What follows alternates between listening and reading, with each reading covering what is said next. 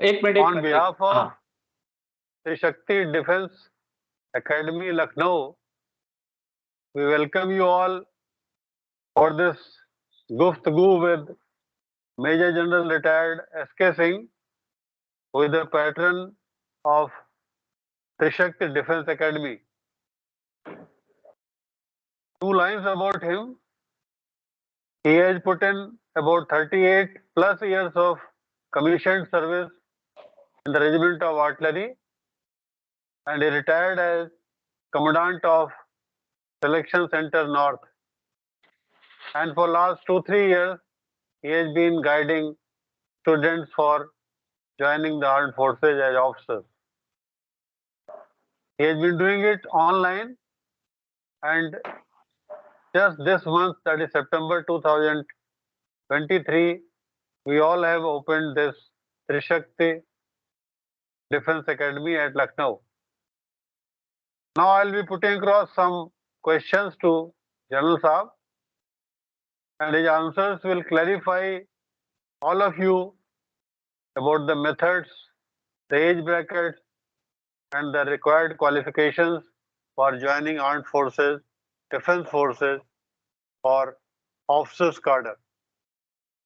Good evening, General S.K. Singh. Welcome to our Guftgoo. Good evening and Jai Hind to you, Brigadier U.K. Singh.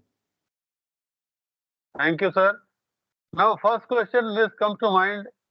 Why should a youngster, a student at the age of 17, 18, or a student carrying out his or her graduation at the age of 22, should be joining armed forces?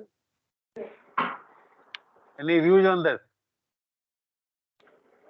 You see, army is actually considered the best career. If you see, if you join the Indian Armed Forces, you are giving service to the nation. Actually, nation के लिए तो खैर सभी लड़ते हैं, but then वो जज्बा जो देश के लिए कुछ करने के लिए होता है, वही that is what carries you forward. And if you join the Indian Armed Forces, you are shaped into such a leaders that you are an all-round leader and you can fit in anywhere with a lot of qualities. And कितनी qualifications, कितने आपके जो traits हैं, वो उसका enhancement और professionally and otherwise ये आपको सिर्फ इंडियन आर्मी में ही मिलेगा और कहीं नहीं मिलेगा. मुझे वो विज्ञापन याद आता है कुछ सालों पहले का, do you have it in you. Correct. तो ऐसा तो नहीं, ये कुछ लोगों को डराने के लिए बनाया गया था. आई एम श्योर ये बनाया इसलिए गया था कि आज का युवा जो है वो प्रोत्साहित हो और वो अपने जज्बे को साबित करने के लिए डिफेंस फोर्सेज को ज्वाइन करे. और आज जब पूरे देश में हम देखते हैं कि हर तरफ राष्ट्रीयता और देशभक्ति का जज्बा है, तो मैं खुद ये सोचता हूँ कि चाहे वो पुरुष हो चाहे महिला हो, दोनों के लिए डिफेंस फोर्सेज ज्वाइन करके देश की सेवा करना बहुत ही उचित और उपयुक्त कैरियर होगा. तो first question which I ask you is that what is the youngest age that youngster can think of joining some academy which finally gets him commissioned into the Army, Air Force, Navy or Coast Guard?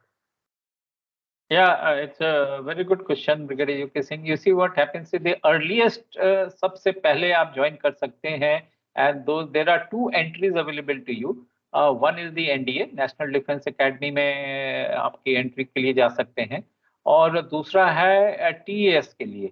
Now I'll just explain कि NDA में you see the age limit, यानी कि अगर आप 12th pass is the minimum qualification which is required, और इसमें if you are joining the army तो आपकी ह्यूमैनिटीज स्ट्रीम भी हो सकती है, but if you have to join air force या नेवी तो then your stream has to be PCM वाले in which physics and math should be there. And age इसमें क्राइटेरिया आ जाता है फ्रॉम 16.5 to 19.5 ईयर्स तक यू कैन अप्लाई. एंड इसकी जो वैकेंसीज होती है पर कोर्स रफली it varies year two year, but it is 320 per course. So and it is held twice a year. इसमें रफली आर्मी के लिए तकरीबन 208 वैकेंसीज, एयरफोर्स के लिए 70 एंड अराउंड नेवी के लिए 42 वैकेंसीज होती हैं। और इसकी सबसे बड़ी बात ये हो जाती है कि बच्चों को पता कैसे चले कि इसकी अभी नोटिफिकेशन कब निकलता है। देखिए, नोटिफिकेशन इसकी पब्लिश करता है by the UPSC and it is carried out twice a year, and वो महीना भी फिक्स्ड है, once is in June and second time it is in the December month of the year. And qualification मैंने आपको बतला दिया है। और इसकी एंड लाइकली एसएसबी जब आप अप्लाई करेंगे and you clear your NDA written test, then your SSB will come somewhere in September end या अक्टूबर में for the January course starting के लिए, या जनवरी टू अप्रैल के बीच में आपका SSB आएगा फॉर यानी जुलाई कोर्स के लिए स्टार्टिंग के लिए। और इसकी ट्रेनिंग जो है एनडीए खड़कवासला में होती है and it is for 3 years and thereafter 1 year आपको आईएमए में जाकर ट्रेनिंग करनी पड़ेगी। और जब आप once you pass out from there, I mean you are commissioned as a permanent regular officer and not as a short service. अच्छा, दूसरी एंट्री आफ्टर 10+2 होती है, उसको हम टेक्निकल एंट्री स्कीम बोलते हैं, टीईएस। इसमें age limit is the same, आपने 12th पास किया होना चाहिए, लेकिन इसमें ह्यूमैनिटीज वाली स्ट्रीम नहीं चलेगी। इसमें you have to be with a PCM group and minimum 60% marks होने चाहिए आपके and above if you have to apply for this. And इसमें there is no written test है। Anybody who has got above 60% marks they can apply and straight away they'll be called for interview। इसमें ये एक added advantage है। इसकी जो notifications जो निकलती हैं वो I mean you'll have to keep monitoring, ये तकरीबन उसी के साथ ही निकलती हैं आसपास जून एंड दिसंबर में। And SSB once again same time period जैसे कि एनडीए का होता है, उसी से 1 महीना पहले इसकी तकरीबन वो होती है। एंड इसकी ट्रेनिंग जो होती है वो first you will be sent to OTA गया।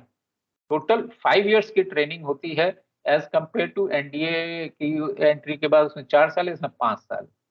फर्स्ट ईयर जो है, अब क्या चेंज कर दिया इन्होंने, पहले तो ओटीए जाते थे, now they are sent directly for their BTech commissioning के लिए, बीटेक की ट्रेनिंग के लिए they can go to CME Pune या एमसीटी मऊ है और एमसीईएमई सिकंदराबाद है। तो 3 years they are put through to that and then 1 year उसके बाद आपकी ट्रेनिंग होती है आईएमए में, जिसमें आर्मी रिलेटेड। तो ये 2 फेज में होती है, तो एक्चुअली 5 years से रिड्यूस करके इसको भी 4 years कर दिया गया है। 3 years फॉर योर बीटेक के लिए and 1 year for your training at IMA oblique OTA गया। आप कहीं भी जा सकते हैं बट जनरली आईएमए में भेजते हैं।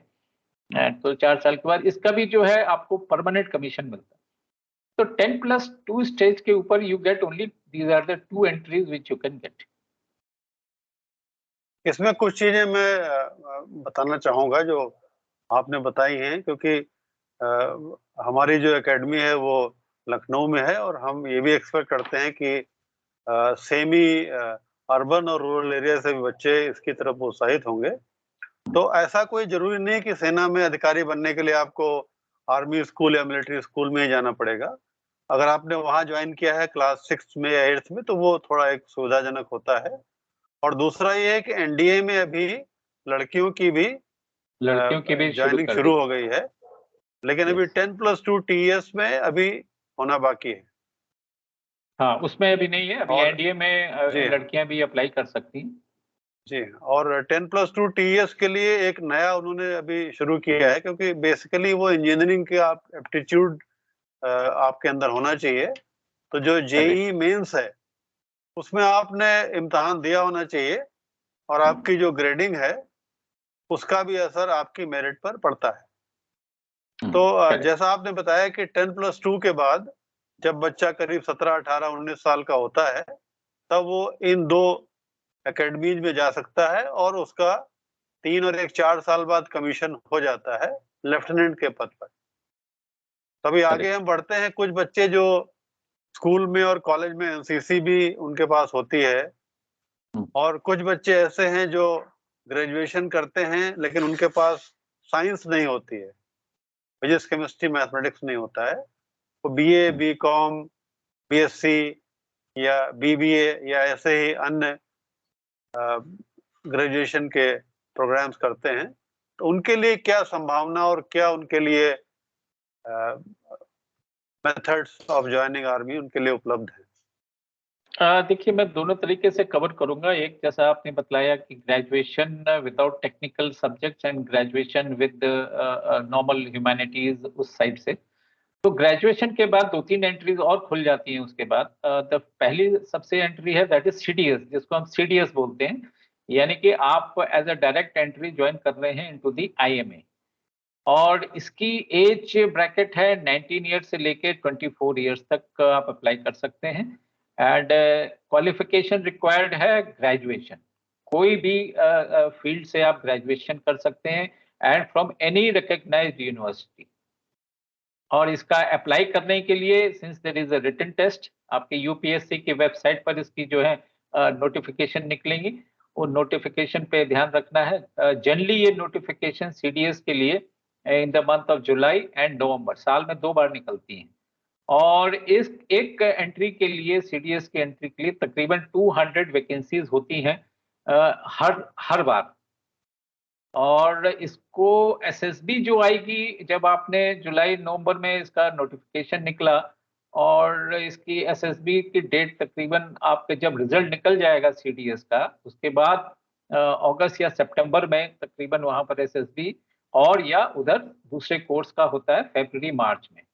और इसकी ट्रेनिंग वही साइकिल शुरू होता है जनवरी में और जुलाई। साल में 2 कोर्स स्टार्ट होते हैं, और इसकी ट्रेनिंग आईएमए देहरादून में होगी। और टोटल ड्यूरेशन जो ट्रेनिंग का होगा वो 1.5 साल का होगा। And after that you are made as a permanent commission officer. इसके बाद दूसरी आ जाती है एसएससी नॉन टेक, जिसको हम बोलते हैं short service commission non technical. और ये दोनों मेन और बॉयज एंड गर्ल्स दोनों के लिए लागू है।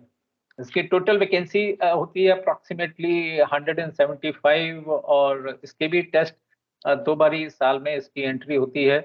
एज ब्रैकेट है इसका 19 ईयर्स से लेके 25 साल तक जो है आप इसमें अप्लाई कर सकते हैं। और जहाँ तक क्वालिफिकेशन का सवाल है, वही same qualification, graduation from any recognized university, किसी भी फील्ड में। ये नॉन टेक्निकल की मैं बात कर रहा हूँ, short service commission non technical. और इसका तरीका वही है, यूपीएससी के साइट पर आपके इसके नोटिफिकेशन निकलेंगी जुलाई एंड नवंबर के महीने में 2 बार।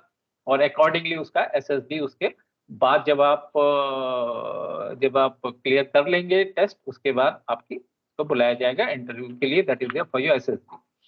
शॉर्ट सर्विस कमीशन है, लेकिन इसकी ट्रेनिंग जो है होती है चेन्नई में होती है, officers training academy Chennai. And total of 49 weeks की इसकी ट्रेनिंग होती है। अप्रॉक्सीमेटली आप ये समझ लीजिए 9 मंथ्स के लिए।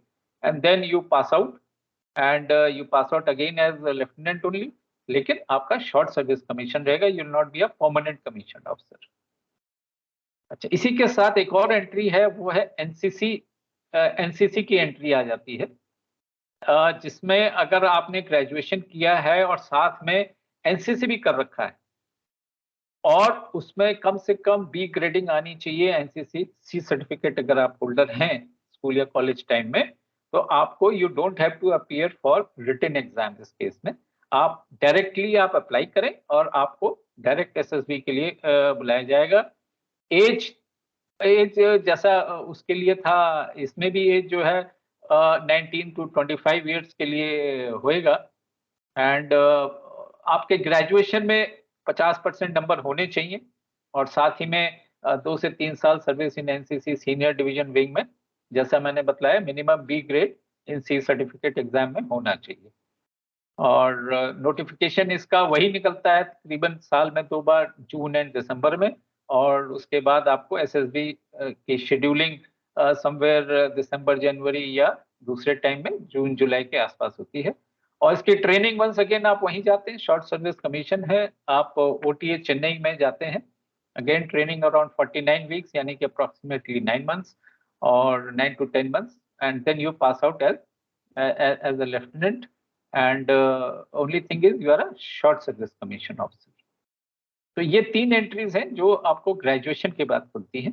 इसके बाद और भी हैं, लेकिन वो थोड़ा सा टेक्निकल साइड में आ जाती है, जिसकी हम थोड़ी देर में चर्चा कर सकते हैं। So just to highlight what you have covered so far is that the regular entries, that is NDA, CDS, and short service, the training starts every 6 months. That is January and July for NDA and IMA, and in the month of September or October, and the first batch of the year may start in March/April for the short service commission officers. At OTA. Every 6 months, this circle keeps happening. If you work backwards, if the training is to start in the month of July, the joining instructions are to be issued in the month of June.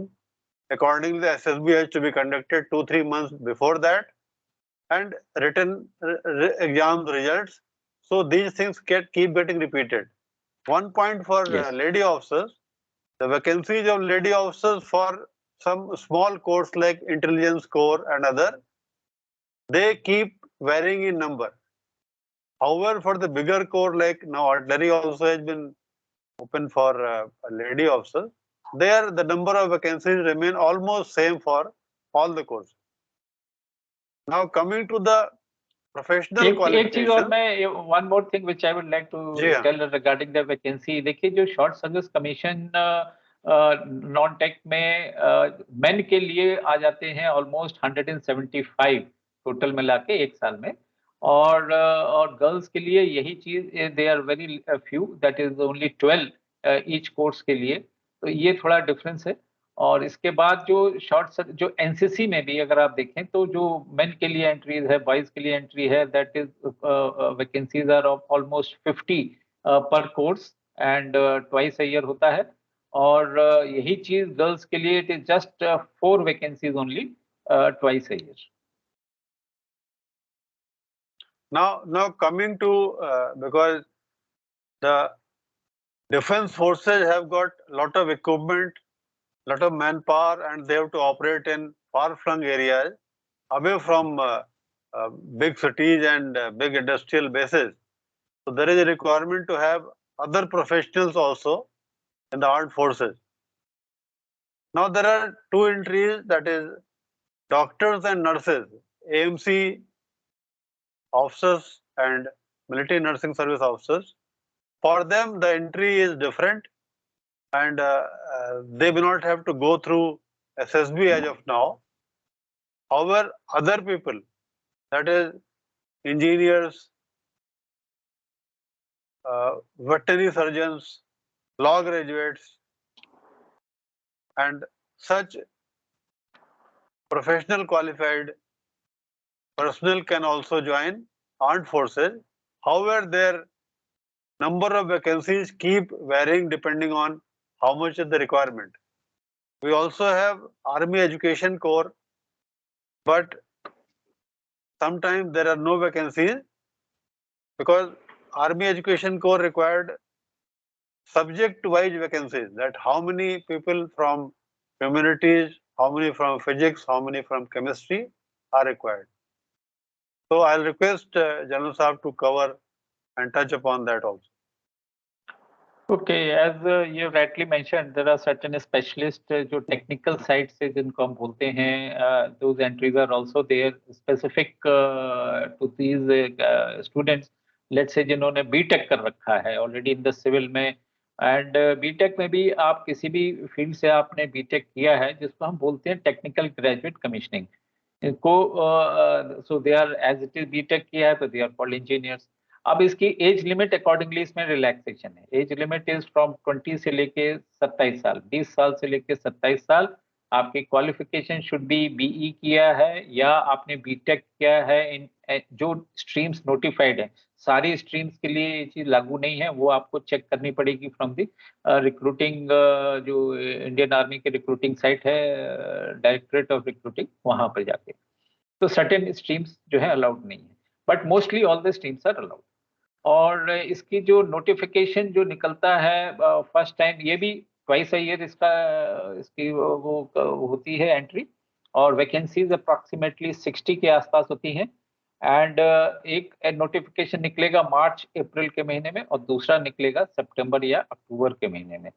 And accordingly इसमें there is no written test इसमें, and straight away आपका SSB call आएगा and उसी हिसाब से SSB में भी in the month of April May June यहाँ पर, और बाद में उधर आ जाएगा अक्टूबर नवंबर दिसंबर कभी भी आप।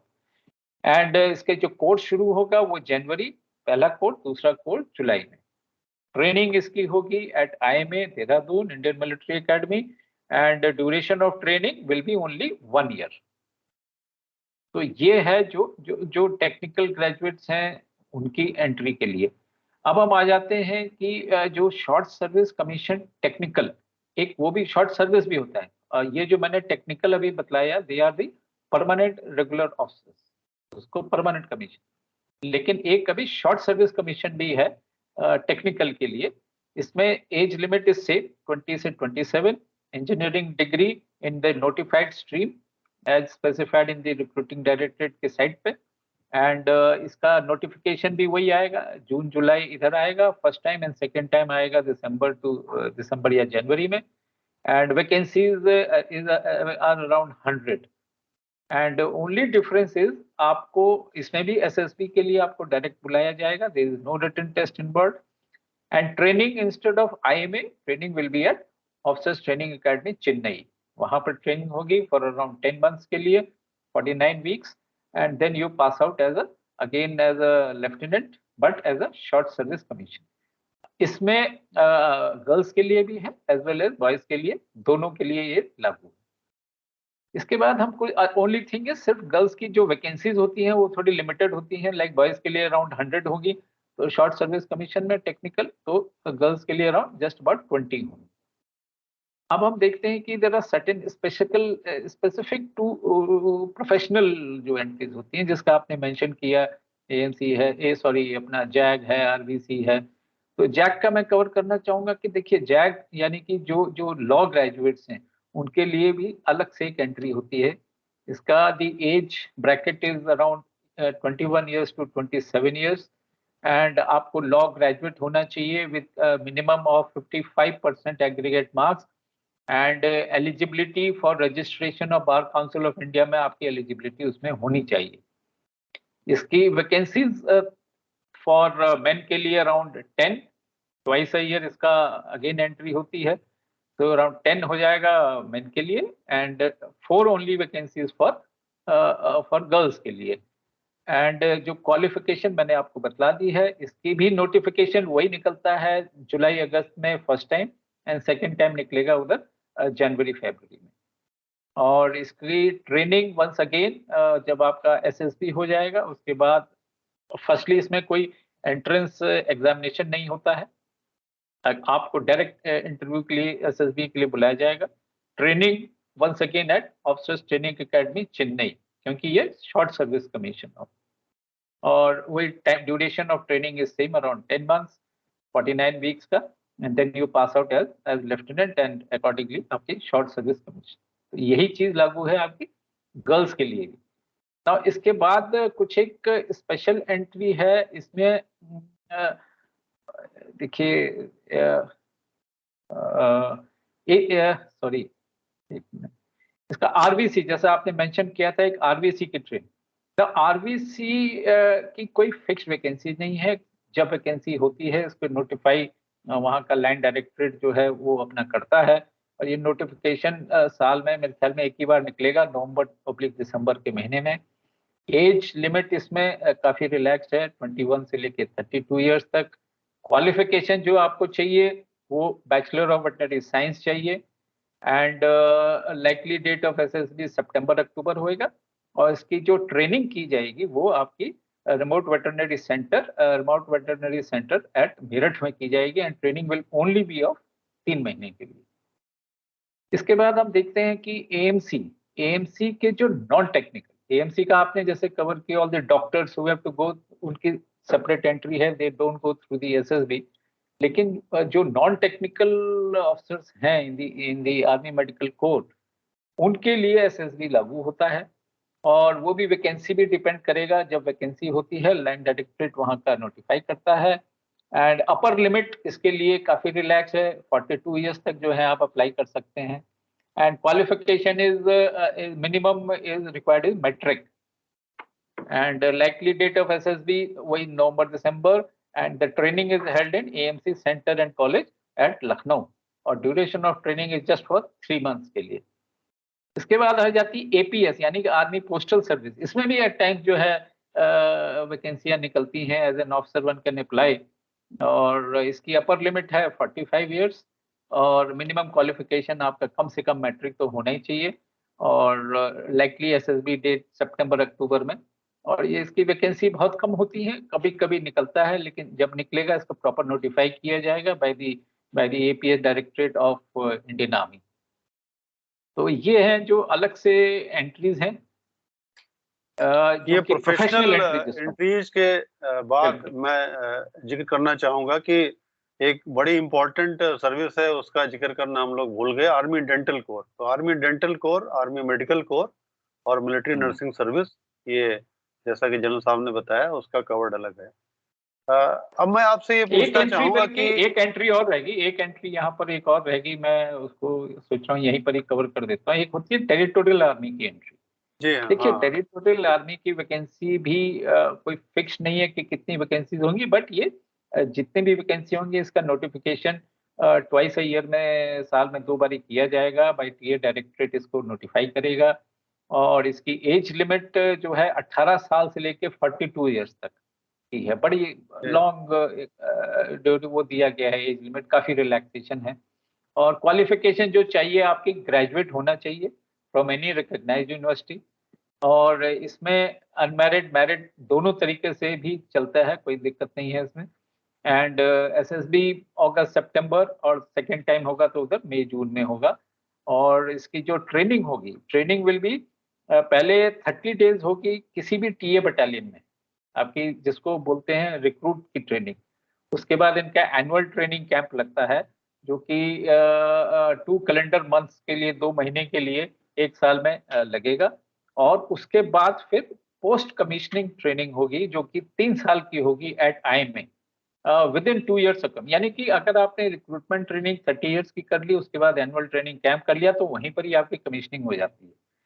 लेकिन कमीशनिंग के बाद आपको 3 months के लिए IMA जाना पड़ेगा। Within 2 years of commissioning you have to complete that training at IMA। तो ये है, ये थोड़ा सा स्पेशल कैटेगरी है, आप ये समझ लीजिए कि इवन जो सर्विस भी कर रहे हैं वो लोग भी अप्लाई कर सकते हैं, ये क्वालिफिकेशन जब तक मीट हो रहा है। अभी मैं आपसे चाहूंगा कि जो हमारे सैनिक भाई हैं, वो जो आर्मी, नेवी, एयरफोर्स में हैं, तो इनके लिए भी जैसा हम सभी को पता है कि इनके लिए भी सारी सुविधाएं हैं, इनको पढ़ने की सुविधाएं हैं। और अगर ये अपनी क्षमता से ऑफिसर बनने के इम्तिहान देना चाहें, SSB में आना चाहें और अफसर बन जाएं, तो उनके लिए क्या सुविधाएं हैं और क्या उनके लिए माध्यम है? देखिए फौज ने बड़ा अच्छा, इंडियन आर्मी ने, और बड़ा अच्छा सिस्टम कर रखा है कि इवन फ्रॉम द रैंक से, यानी कि अगर जवान है और उसमें काबिलियत है और क्वालिफिकेशन अगर उसकी उतनी है, तो उसको मौका दिया जाता है। He can also appear for as a commissioned officer in the Indian army. उसमें एंट्री जो है एयरफोर्स के भी से भी आ सकते हैं, नेवी से भी आ सकते हैं। देखिए इसकी जो वैकेंसीज होती हैं पर कोर्स जो है तकरीबन 75 वैकेंसीज होती हैं, और once again twice a year, यानी कि साल में 2 बारी इनकी रिक्रूटमेंट की जाती है। इसकी एज लिमिट है 20 ईयर से लेके 27 साल तक। एंड और कम से कम उस जवान के 2 साल उसने सर्विस की होनी चाहिए अपनी आर्मी, नेवी, एयरफोर्स में, कहीं पर भी 2 साल की सर्विस के बाद ही वो जो है वो अप्लाई कर सकता है। और क्वालिफिकेशन जो, जहां तक सवाल है, वो 10+2 पैटर्न पे, और इसको हम बोलते हैं आर्मी कैडेट कोर, ACC की एंट्री की मैं बात कर रहा हूँ। तो क्वालिफिकेशन यानी कि आपके 12th पास होना चाहिए या उसके इक्विवेलेंट। एंड और रिटन टेस्ट होता है ACC एंट्री के लिए, तो वो रिटन टेस्ट भी पास होना चाहिए। उसके बाद इनकी SSB का कॉल आएगा। और SSB भी वही होती है तकरीबन मई से लेके जुलाई तक फर्स्ट बैच के लिए, सेकंड बैच के लिए सितंबर से नवंबर तक।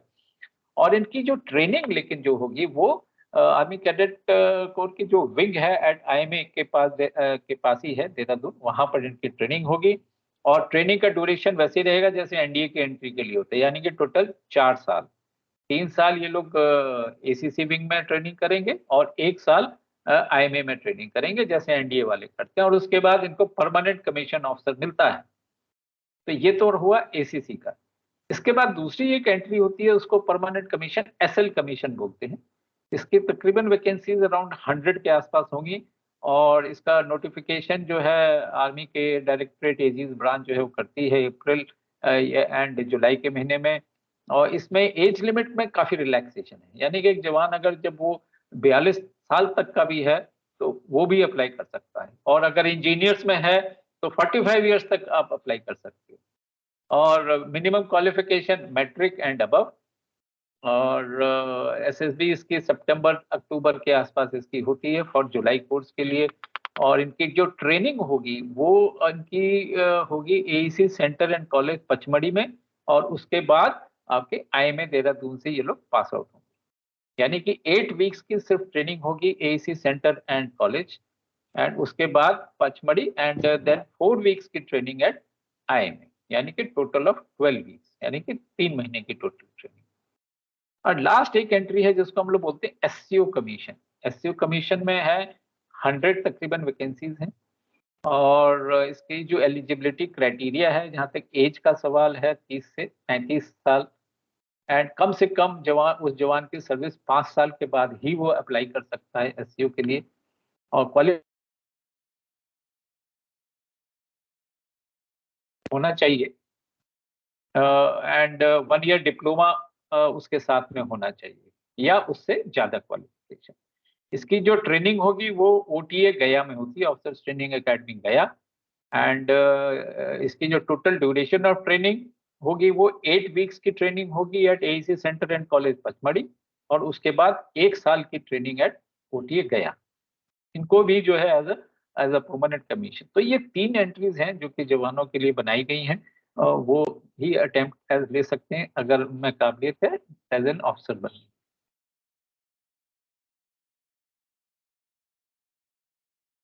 अभी एक बात जो मैं ऐड करना चाहूँगा कि ये जो एनडीए और एसीसी है, ये कॉलेज की तरह हैं, और इनका एफिलिएशन जवाहरलाल नेहरू यूनिवर्सिटी से है।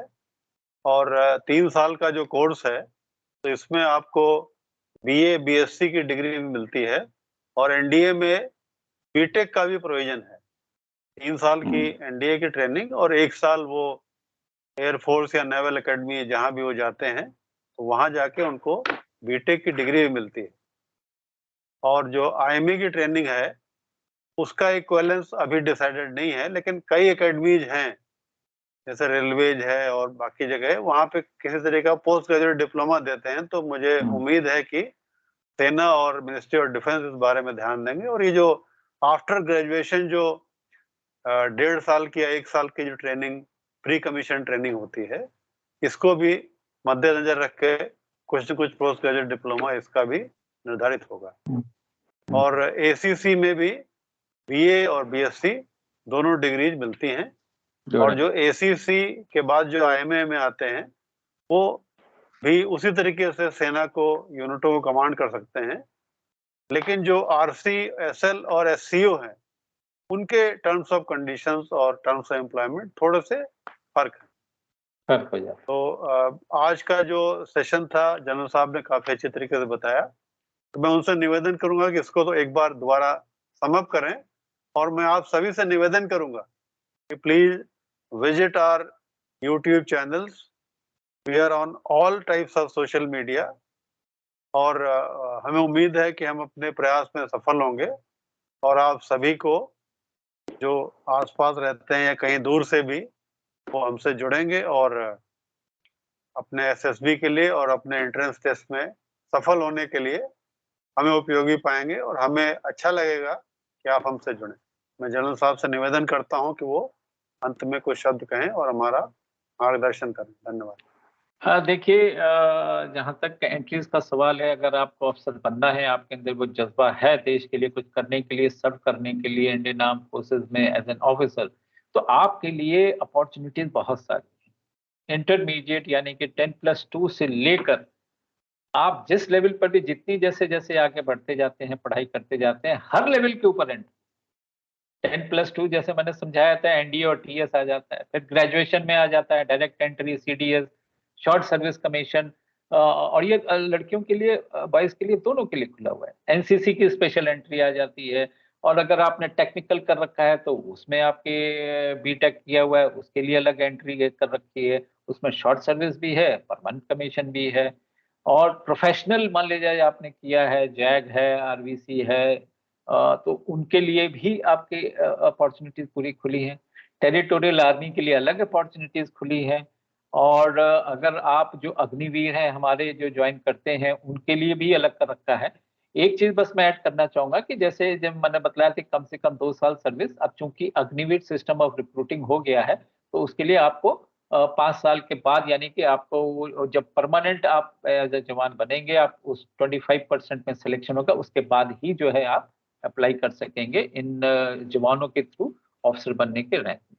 तो उम्मीद है कि आपको सारे डिटेल्स क्लियर हो गए होंगे, and do contact Trishakti defence academy, and don't forget आप सब्सक्राइब करना अपने इस चैनल को ना भूलें, नहीं तो जिससे और भी जो आपके आगे आने वाले शोज जिससे आप देख सकें और ज्ञान प्राप्त कर सकें। Thank you brigadier UK Singh, and जय हिंद टू यू। यहाँ पर मैं एक चीज और कहना चाहूंगा कि नेवी, इंडियन एयरफोर्स और कोस्ट गार्ड के बारे में हम एक अगले सेशन में बातें करेंगे। बिल्कुल।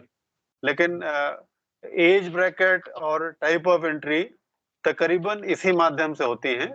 इसके बारे में मैं जनरल साहब से रिक्वेस्ट करूंगा, हम इसके बारे में सेशन रखेंगे और फिर एक सेशन में कर आप सभी को उस बारे में गाइड करेंगे। Thank you. धन्यवाद।